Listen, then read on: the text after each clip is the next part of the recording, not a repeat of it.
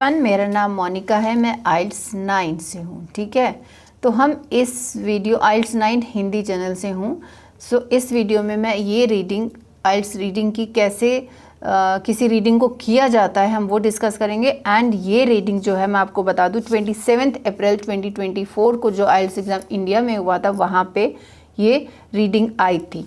ठीक है, तो इसको अब मैंने इसका टाइटल पढ़ा है। सबसे पहले आपको क्या करना है, the history of the British wool industry.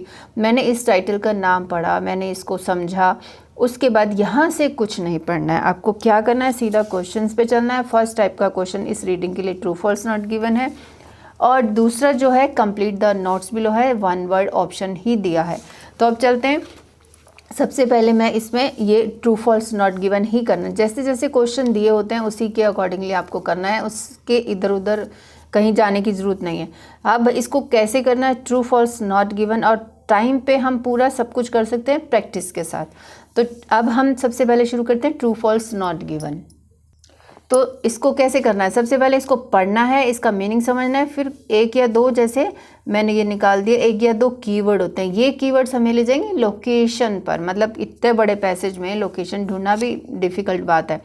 Location मिलने के बाद हमें डिसाइड करना है कि ये ट्रू है या फॉल्स है, नॉट गिवन है। तो पहला क्वेश्चन पढ़ते हैं। The process of making cloth from wool was introduce to Britain by the Romans. वो बोल रहा है कि वूल से कपड़ा बनाने का जो प्रोसेस है वो ब्रिटेन में रोमन्स के द्वारा इंट्रोड्यूस किया गया था। अगर ये रोमन द्वारा इंट्रोड्यूस किया गया था ब्रिटेन को तो ये ट्रू होगा, और अगर ब्रिटेन और अगर किसी और ने यहाँ इंट्रोड्यूस किया है ये कपड़ा बनाना वूल से तो ये फॉल्स हो जाएगा। और अगर बात ही नहीं हो रही है कि किसने इसको इंट्रोड्यूस किया है, कि वो तो बोल रहे हैं कि ब्रिटेन ने खुद ही अपने आप से सीख लिया था ब्रिटेन में लोगों ने, तो फिर वो नॉट गिवन हो जाएगा ना। ठीक है, तो चलो अभी हम ब्रिटेन एंड रोम ढूंढते हैं। उसके लिए एक सेकंड वाला और पढ़ के जाते हैं। लोकेशन मुझे ये लग रहा है 12th सेंचुरी को ढूंढ लेते हैं, तो सेकेंड क्वेश्चन की लोकेशन भी मिल जाएगी। और इसमें एक बात है, ये फर्स्ट टाइप का क्वेश्चन है तो फर्स्ट पैराग्राफ से ही शुरू करेंगे हम पढ़ना। जहाँ पे हमें फर्स्ट की लोकेशन मिलेगी उसके बाद ही हमें सेकंड की लोकेशन मिलेगी। ट्रू फॉल्स नॉट गिवन हमेशा नंबर में ही आते हैं। ये मैं आपको पैराग्राफ दिखा रही हूँ और साथ में क्वेश्चन भी है। ठीक है, तो आप साथ साथ में आप भी ट्राई करना है सॉल्व करने की मेरे साथ। अब मुझे हमें ब्रिटेन एंड रोमन्स ढूंढना है। तो ब्रिटेन तो मुझे पहले ही लाइन में मिल गया, वुड इज़ पार्ट ऑफ। ठीक है, अब रोमन और एक बार ढूंढ लेती, रोमन्स भी मिल गया। अब इसको पढ़ लेते हैं। Process of wool is part of Britain history and heritage more than so many other commodity ever produced in the country. It was made into cloth. देखो ये रहा making cloth there in the Bronze Age which began about 1900 BC. By the time Romans invaded in 55 BC.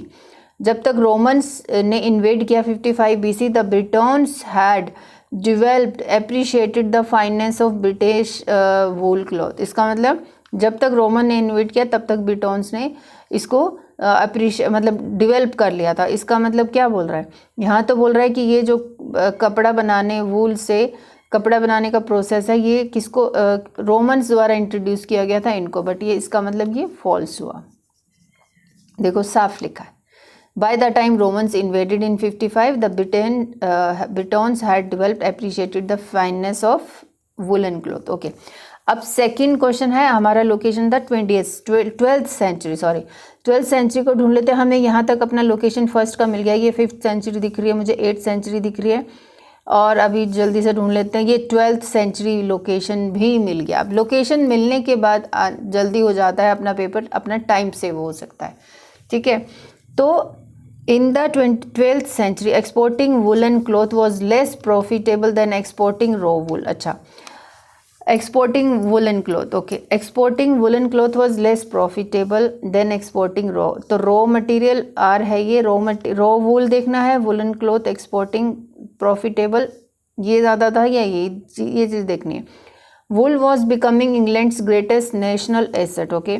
Cloth making was widespread, particularly in the large towns of southern and eastern England, nearest to France. But the greatest wealth मतलब पैसा came from exports of raw wool. अच्छा, तो कह तो वो यही रहा है, exporting woolen cloth was less profitable woollen cloth के एक्सपोर्ट से वो लेस प्रॉफिटेबल होता था देन एक्सपोर्टिंग रॉ वूल। इसका मतलब एक्सपोर्टिंग रॉ वूल से ज़्यादा प्रॉफिट होता था as compare to woollen cloth. तो यहाँ यही लिखा है, the greatest wealth came from exports of raw wool. तो हम इसको क्या लगा देंगे, आप डिसाइड करो, मेरे लिखने से पहले ट्रू। ठीक है, अब थर्ड पे चलते हैं। Rulers had a financial interest, rulers का financial interest in the success of wool industry. ठीक है, रूलर्स भी इंपॉर्टेंट वर्ड है। रूलर्स हमें सेम वर्ड ना भी मिले, हो सकता है हमें वर्ड मिले कुछ और। Rulers had a financial interest in the, अगर रूलर्स किंग है, क्योंकि उस ज़माने में किंग होते थे वहाँ पे ब्रिटेन वगैरह में, तो वो भी लिखा हो सकता है। अगर उनका फाइनेंशियल इंटरेस्ट था इनकी सक्सेस में, वूल इंडस्ट्री को प्रमोट करते थे क्योंकि उनको फाइनेंशियल इंटरेस्ट चाहिए था, फाइनेंस मनी चाहिए थी, तो ये ट्रू होगा। और अगर लिखेंगे उनका इंटरेस्ट किसी और इंडस्ट्री में था तो फॉल्स हो जाएगा।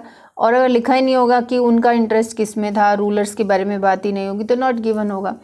तो अब ये लोकेशन के लिए हम फर्स्ट पैराग्राफ हमारा हो चुका है, अब हम सेकंड पैराग्राफ पे चलेंगे। तब तक आप प्लीज़ इसको लाइक एंड सब्सक्राइब कर दीजिए, थैंक यू सो मच। तो ये देखो, kings and their ministers, it means ये रूलर्स की ही बात हो रही है। देखो ये रूलर्स की ही बात हो रही है, ठीक है। वेलकम द रेवेन्यू मतलब वो रेवेन्यू को वेलकम कर रहे हैं।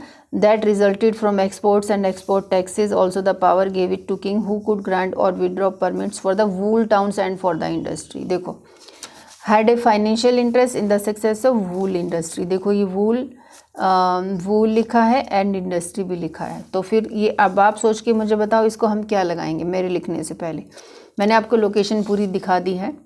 Now you decide third question का क्या होगा। यहाँ से लेकर यहाँ तक ये इसकी लोकेशन है, ये देखो लोकेशन, अभी आप चेक कर चुके हो। अब इसको मैं लगाती हूँ ट्रू, ठीक है। अब फोर्थ क्वेश्चन पे चलते हैं।